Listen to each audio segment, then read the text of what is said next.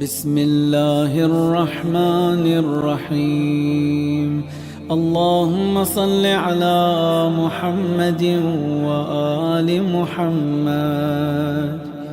السلام عليك يا حجة الله في أرضه، السلام عليك يا عين الله في خلقه، السلام عليك يا نور الله الذي يهتدي به المهتدون ويفرج به عن المؤمنين.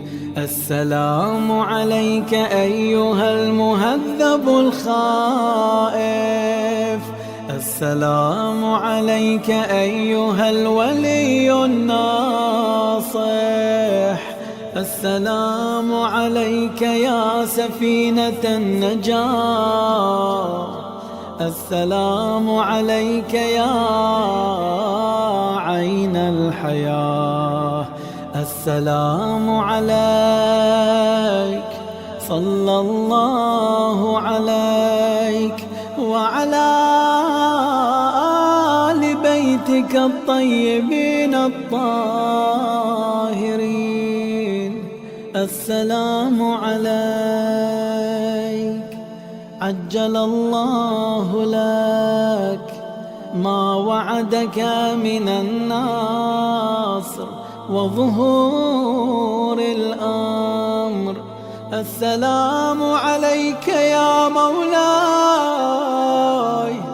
أنا مولاك عارف بأولاك وأخراك، أتقرب إلى الله تعالى بك وبآل بيتك، وأنتظر ظهورك وظهور الحق على يديك، وأسأل الله أن يصلي على محمد وآل محمد، وأن يجعلني من المنتظرين لك والتابعين والناصرين لك على أعدائك، والمستشهدين بين يديك في جملة أوليائك. يا مولاي يا صاحب الزمان، صلوات الله عليك وعلى آل بيتك. هذا يوم الجمعة وهو يومك المتوقع فيه ظهورك، والفرج فيه للمؤمنين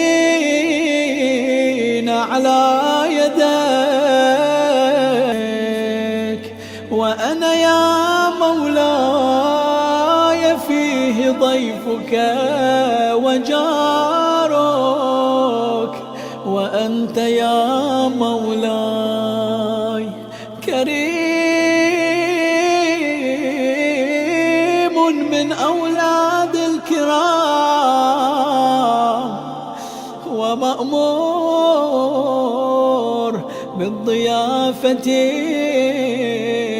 والإجارة، فأضفني وأجرني. صلوات الله عليك وعلى أهل بيتك الطاهرين.